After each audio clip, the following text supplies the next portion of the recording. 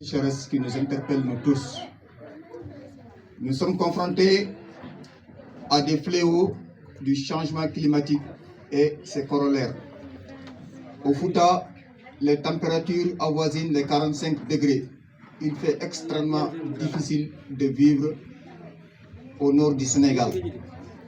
Et si nous n'agissons pas vite et nous n'agissons pas ensemble, on risque d'être des immigrés climatiques dans les années à venir. Et nous constatons chaque année, à la période du Ramadan, la plupart de nos mamans, de nos parents quittent le Fouta pour aller se réfugier dans les grandes villes que sont Saint-Louis, Dakar, Thiès et la Petite Côte. Il n'y a qu'une seule explication, c'est dû aux aléas du climat. Et c'est l'œuvre de l'homme qui a détruit son environnement. Donc c'est à nous d'agir et d'agir ensemble et d'agir vite, sinon nous allons périr ensemble. La fois passée, nous avons eu à faire une caravane écologique avec Oxfam, avec Bokar Ndiaye.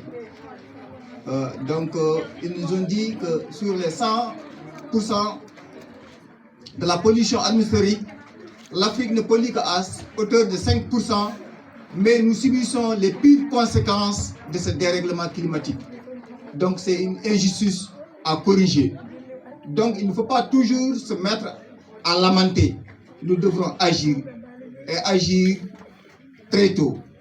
Comment s'y prendre? Il faut que chacun de nous puisse planter un arbre et entretenir un arbre. Nous sommes 17 millions de Sénégalais. Si chacun le fait et entretient un arbre, dans 2 ans, 3 ans, nous allons récolter les fruits de notre investissement et que ça ne coûte pas cher. Revenons au sujet qui nous interpelle, qui nous réunit aujourd'hui, la lecture. Qui cesse d'apprendre, cesse d'enseigner, comme le disait Amadou Hampâté Bâ. Un vieillard qui meurt, c'est une bibliothèque qui brûle. Donc, chers enfants, et toujours le nez plongé dans les bouquins pour être les soldats de demain, pour être les décideurs de demain. Un célèbre proverbe chinois dit: si tu penses à aujourd'hui, achète du pain. Si tu penses à demain, cultive du mil. Si tu penses à l'année prochaine, forme des hommes.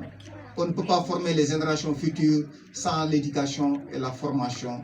D'où ce joyeux que les volontaires viennent de nous implanter ici à l'espace Adunam, que nous accueillons les bras ouverts. Nous vous disons merci et merci. Allah jaram on jaram.